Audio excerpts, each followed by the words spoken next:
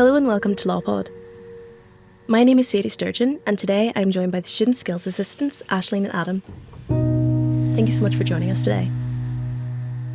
In this episode, we will be discussing the possibly dreaded topic of exam preparation and how students may navigate and approach the upcoming exams. So, beginning firstly with the topic of preparation, the end-of-year take-home exams will differ from the coursework we complete throughout the year, and naturally our preparation will reflect this and will also differ. So, in what ways can students prepare themselves for take-home exams in terms of note organisation and collection?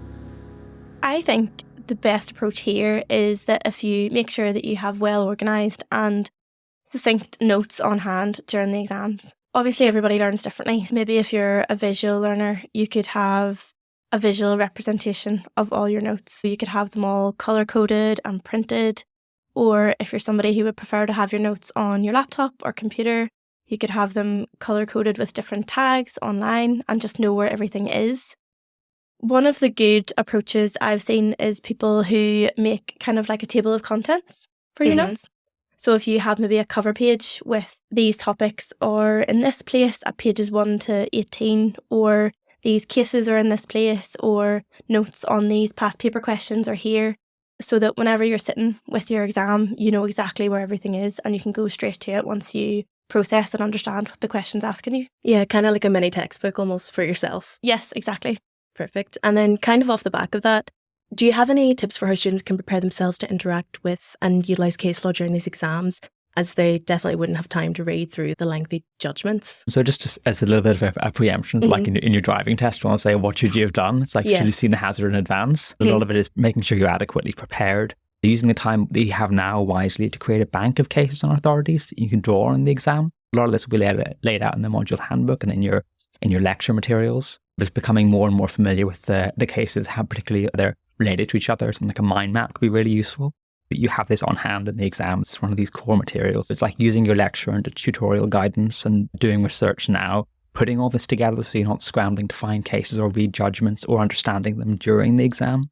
If you're reading the judgments and creating your own short summaries, kind of interacting actively with it, the opportunity to create your own notes is also part of the learning process. Make sure you do fully understand the judgments, and a good way to do that can be explaining it to people. So if you're working in a group, that can be a very useful tool in that respect. You might want to pull out useful quotations or points from dissenting judgments. Sometimes case commentaries will have this sort of material, so it's another way to build in different sources. And it's going to save you time during the exam, as you won't be having to search through notes for particular cases or not necessarily as familiar with the judgments. It'll give you the opportunity to structure your answer and think about what you want to include. But it's also important to be adaptable. So while you have a bank of notes prepared for your exam, you might decide that you want to incorporate something else. And if you have time left in the review, you can pull in materials for cases that are more supplementary.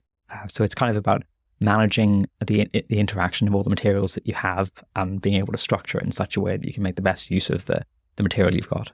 Yeah, absolutely. Time is definitely going to be of the essence in these exams. And I think that given that many students due to COVID are unfamiliar with sitting exams in shorter time periods, revision is really, really important. And do you have any extra tips to offer on revision for these? I think that the key thing that I would say is to give yourself enough time to prepare. Yep. So at this stage, you're coming up to your Easter break. You're going to have a couple of weeks off classes, lectures and tutorials. Start now. Use that time. Obviously take a break, but use that time. Make sure you leave yourself enough time to get everything together, understand where all your materials are. Remember that all the work that you've been doing in your lectures and your tutorials, preparing for your tutorials up to now, is all in preparation for the exam. So use all of that material. You have your lecture slides there. You have all of your tutorial preparation work there.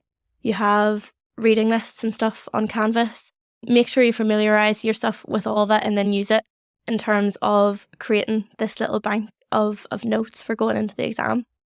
Also, I think an important thing is that in the 7-hour exam, it's not like you're sitting in an exam hall. You're going to be using your computer, you're going to be using your laptop, and it's likely that you'll be using the library website and also the legal databases, so the likes of Westlaw, Lexis Library, Bailey.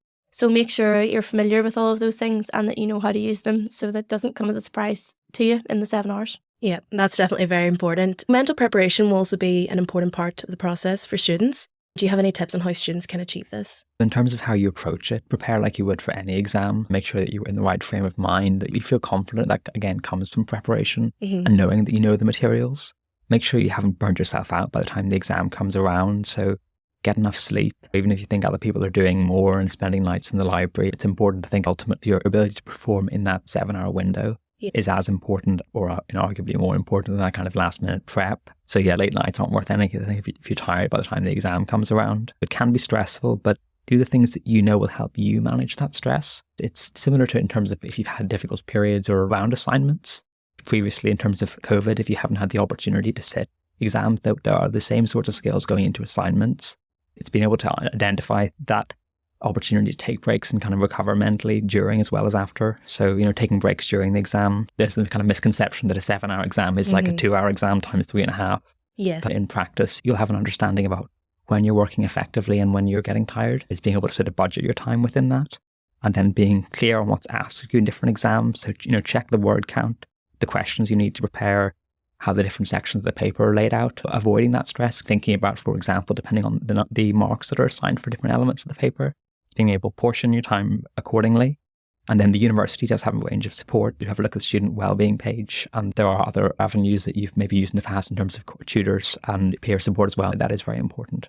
Continuing on from the idea of mental preparation, also the environment in which these exams are completed will impact upon students' experience. What environment would you advise for students to create for themselves? I think, again, each student is different, and you know yourself and you know what kind of environment you concentrate best in. And I think what's also important is it's an environment where you can concentrate best, but also where you can take those breaks and take time out to yourself as well. I think if you can, obviously we acknowledge that not everybody is in a situation where they might be able to do this, but try and minimise the distractions around you. So noise or other people coming in and out of the room and stuff like that. As I said, everybody's different. The setting that you require might be different. Some people like to work in complete, absolute silence. Some people like some music in the background. I know that I'm somebody who can't work in complete silence. I need some music behind me. So a good idea might be even to create a playlist for yourself of music that maybe you've listened to when you're preparing for the exam, or that calms you down, so that you have all of that ready. That's less thinking for you to do during the exam period. I think as well, it sounds obvious, but try to make sure that you have a stable internet connection and you don't need to worry about that. Make sure that all of your notes are backed up. If you're saving them digitally or electronically, make sure that those are backed up on a memory stick or on your OneDrive. You're not going to lose them. And if they're printed, make sure that you have enough space around you for you to be able to see everything and everything's on hand. It sounds obvious, and Adam touched on this, but also make sure that during those 7 hours you're drinking water and you're staying hydrated, and you're also eating well throughout it too.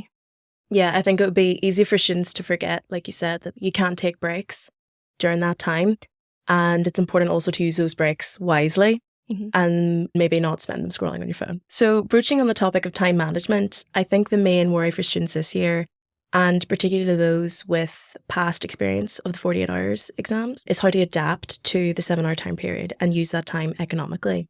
Roughly, how much time should students apportion to the different elements like the planning process, the writing process, research, referencing, read-through stage? I think it's important here, there's no hard and fast rule. One of the challenges law is a very rules-based subject. This idea that you're going to have an exact 15-minute planning period, then you have a 3-minute break, and then you've got to start your stopwatch for that break. Someone undermines the ability to be able to sort of relax and sort of switch off during those breaks effectively. There's no absolute prescription about how long you should take for each question. It will vary for each student and depend on the level of preparation that you've done. Make sure you take the time to understand the question being asked. It underlines how these skills used in a take-home exam are the same as used in an assignment, whether it's a case note or a problem question. Being able to break down the question, understand its constituent elements, and importantly, how they relate to each other. So make sure you take time to understand the different parts of the question, whether you're being asked to take a specific approach. For example, if it's more of a problem question style, you read through the fact pattern several times to identify all the issues in the question. Don't rush through reading the questions or make the mistake of thinking you know what it really means or ask you to do without fully reading and comprehending. So sometimes it can be worth writing it out again or paraphrasing it. And then in doing so, you'll kind of develop an understanding of the elements of the question, as I mentioned, and how they relate to each other. Think about the notes you've made during the semester, or the banks of cases that you've made, or in journal articles that might be suitable for the topic being discussed. Spend time putting your answer together. Don't just put stuff into an answer because you have some notes of the topic. Make sure what you put into the answer is relevant to the question. sort of more general advice, but something I'd say is, imagine you're sitting opposite a client and they're saying, why should I care? It's the same for any legal response, just justifying the inclusion of the material that you have and outlining its relation to the rest of the question. Make sure you leave enough time at the end of the exam for editing and reading through your answer to make sure you're happy with what you've written. Everything's clearly written.